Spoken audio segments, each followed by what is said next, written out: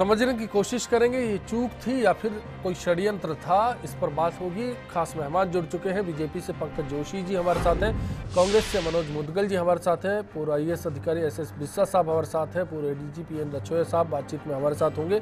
आप सभी का बहुत बहुत स्वागत है इस चर्चा में। लेकिन सबसे पहले एक रिपोर्ट देखते हैं और उन 10 सवालों का जिक्र करते हैं जो इस फरारी के बाद खड़े हुए।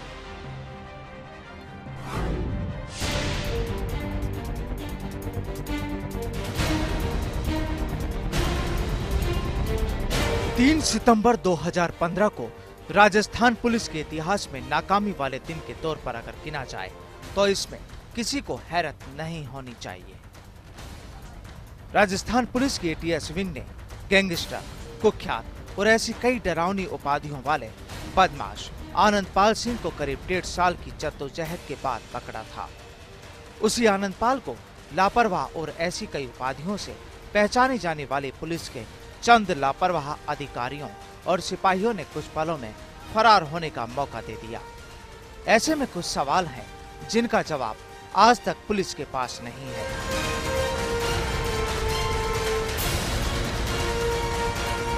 आनंदपाल सिंह की फरारी के सवालों में अहम ये कि कैसे उसे पुलिस वैन में मोबाइल उपलब्ध हुआ,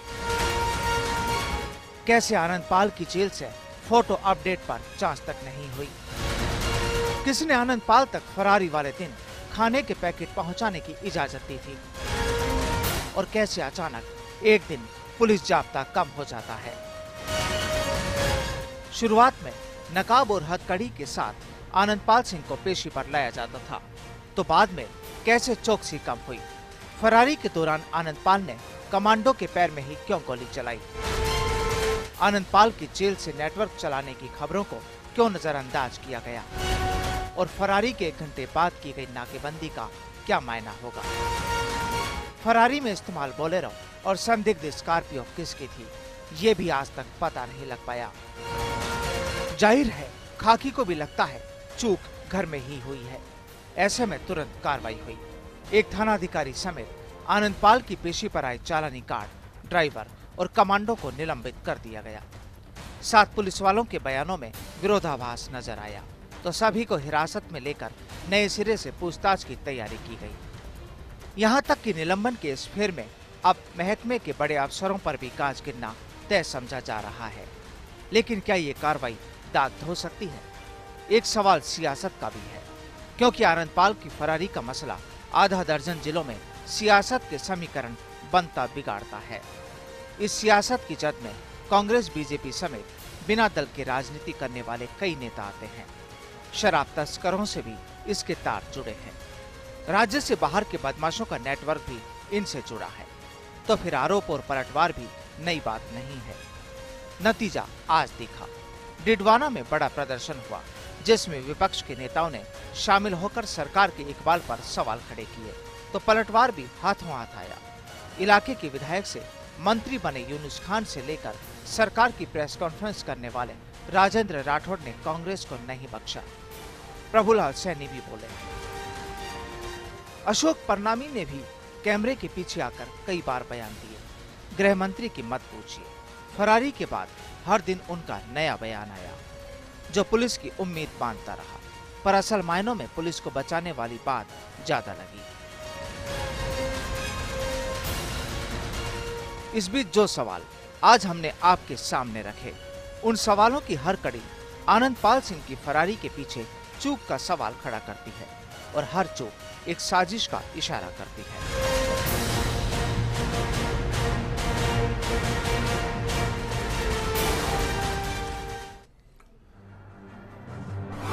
तो इस चर्चा के दौरान समझने की कोशिश करेंगे कि ये चूक थी या फिर षड्यंत्र, और यही आज बिग फाइट लाइव में हमारा सवाल है।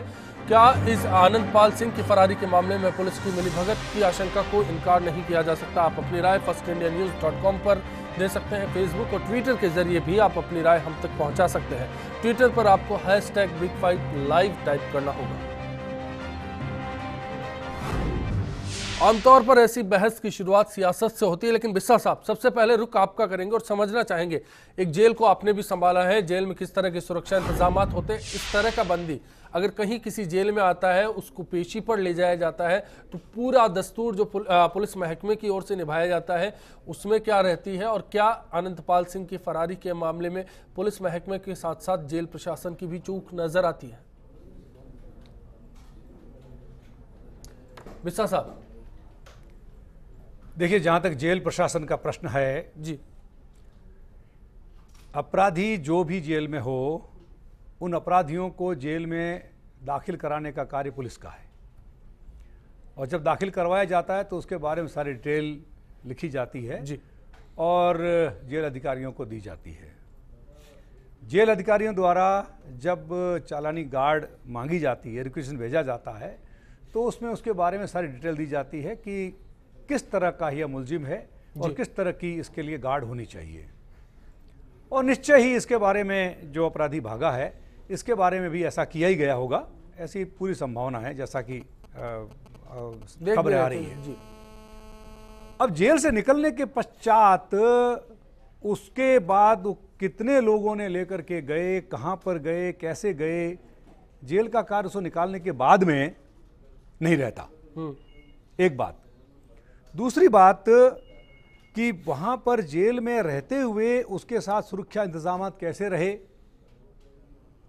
ऐसे अपराधियों को जेल में एक पृथक स्थान पर रखा जाता है और पृथक स्थान पर रखा जाकर के और उनकी व्यवस्थाएं मॉनिटर की जाती हैं।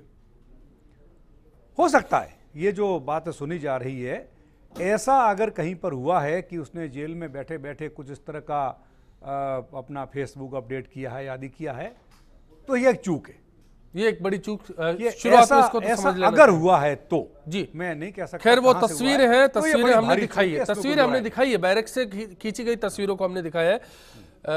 रचोया साहब, आपकी राय भी जानना चाहूंगा शुरुआत में। देखिए, मेरी राय ये है कि ये कोई आखिरी केस नहीं है और पहला केस नहीं है, इसके बाद में भी फरारी होंगी, क्योंकि हमारा जो सिस्टम है, सिस्टम क्या है जो आज भी मौजूद है, हर जिले के अंदर मौजूद है राजस्थान में, वो ये है कि जेल वाले चालानी गार्ड के लिए पुलिस को लिख देते हैं, पुलिस की चालानी गार्ड पुलिस लाइन से करना जाती है। अब जेल से निकालने के बाद में उसको हम जेल की जो अदालत की जो पुलिस कस्टडी होती है, एक जो है उसके अंदर उसको बंद कर देते हैं। अब जेल से जाने के बाद जब उसकी पेशी होती है अदालत में, उस टाइम में उसको पेश किया जाता है। अब उसका आनंदपाल सिंह के मामले की बात करते हैं हम। देखिए, मैं उसको लेके क्या तस्वीर नजर आती है? एक मिनट, ये कोई आनंदपाल का ही केस नहीं, ये पूरे सिस्टम का सवाल है। जब चालानी गार्ड किसी कैदी को ले गई तो उसका खाने का, उसकी चाय का, उसको और उस कौन पैसा देता है? जेल कहती है हमारी जिम्मेवारी खत्म है, पुलिस के पास बजट है नहीं, अदालत के पास बजट है नहीं, तो चालानी गार्ड वाले जो सिपाही होते हैं वो जो है इस कैदी के रिश्तेदारों को मिलाने के लिए या उसके चाय पानी के लिए अपने लिए कोई कैसे इंतजाम करते हैं, ये वो जानते हैं। ये जेल महकमे की या फिर कानून व्यवस्था की हकीकत को आप ये समझ सकते सिस्टम हैं, बेकार ये है। सिस्टम का हिस्सा है दरअसल, जिस सच को पीएम रचोया साहब ने बयान किया। और इसी बात को लेकर सबसे पहला सवाल आनंदपाल सिंह की फरारी को लेकर खड़ा हुआ था, क्योंकि खाना आया वैन के अंदर, पीसीआर वैन के अंदर था, पुलिस वैन के अंदर था, जहां से आनंदपाल सिंह भाग जाता है, जहां से कुछ पुलिसकर्मी अचेत मिलते हैं और उसके पीछे खाना बड़ी वजह बताया जा रहा है। फिलहाल मेरे 3 सहयोगी हैं, उनकी रिपोर्टिंग का रुख करेंगे। प्रदीप आजाद जयपुर से, अजमेर से प्रियांक शर्मा और साथ ही विक्रम जागरवाल बीकानेर से। इन 5 दिनों के दरमियान पुलिस ने क्या रुख रखा इन 3 जगहों पर जहां से आनंदपाल के तार जुड़े थे? आनंदपाल किसी न किसी तरह से जुड़ा था। पहले वो सुनते हैं, फिर तस्वीर को आगे समझने की कोशिश करेंगे। कुख्यात अपराधी आनंदपाल सिंह की गिरफ्तारी अभी तक नहीं हो पाई है। आनंदपाल सिंह की गिरफ्तारी के पीछे महज पुलिस कर्मियों का सहयोग था या इसके पीछे कोई बड़ी राजनीतिक साजिश थी? बहरहाल इसका जवाब आनंदपाल सिंह की गिरफ्तारी के बाद ही मिल पाएगा। फिलहाल आनंदपाल सिंह को पेशी पर ले जाने वाले 11 पुलिस कर्मियों में से 6 पुलिस कर्मियों को अस्पताल से डिस्चार्ज करवा दिया गया है। पुलिस ने छह पुलिसकर्मियों को हिरासत में रखा है और उनसे लगातार पूछताछ की जा रही है। संभवतः इन 6 पुलिसकर्मियों की गिरफ्तारी भी हो सकती है। कैमरामैन कौशल सेन के साथ Priyank Sharma, First India News, Ajmer. Anand Pal की फरारी के बाद बीकानेर जिले में भी पुलिस सक्रिय हो चुकी है। बीकानेर रेंज आईजी गिरिराज मीणा ने पुलिस कर्मचारियों को सख्त निर्देश दिए हैं कि वह अपने अपने जिलों में नाकेबंदी को दुरुस्त करें ताकि जल्द से जल्द आनंद पाल सिंह को गिरफ्तार किया जा सके। अब देखना यह होगा कि राजस्थान सरकार के लिए किरकिरी बना आनंद पाल कब पुलिस की पकड़ में आता है। बीकानेर से फर्स्ट इंडिया के लिए विक्रम जागरवाल। कहने को तो पुलिस अधिकारी कहते हैं कि वो आनंद पाल की खोज में लगातार जुटे हैं, लेकिन आज 5 दिन गुजर गए। 100 घंटे से ज्यादा का समय हो गया जब आनंद पाल सिंह पुलिस हिरासत से पुलिस को गच्चा देकर फरार हो गया। लेकिन सबसे बड़ा सवाल कि आनंद पाल सिंह कहां गया। उसकी खोज के लिए जहां राजस्थान पुलिस जुटी है, वहीं एसओजी और एटीएस ने भी एड़ी से चोटी तक का जोर लगा लिया है। लेकिन आनंद पाल सिंह और उसके 2 दूसरे साथियों की कहीं कोई खोज खबर नहीं। सवाल ये कि क्या ये पूरी खेल मिलीभगत का रहा। जिन पुलिसकर्मियों की कस्टडी में आनंद पाल सिंह और उसके 2 साथी थे, उन्हें ऐसा क्या हुआ कि अचानक कुछ बदमाश वहां पर पहुंचते हैं और आनंद पाल सिंह को अपने साथ फरार कर ले जाते हैं। पूरे प्रदेश में नाकाबंदी भी कराई गई। सवाल कई उठे, लेकिन एक बहुत बड़ा सवाल जो यहाँ पर सामने आता है कि पूरी जो खेल है, ये पूरा खेल है मिलीभगत का है।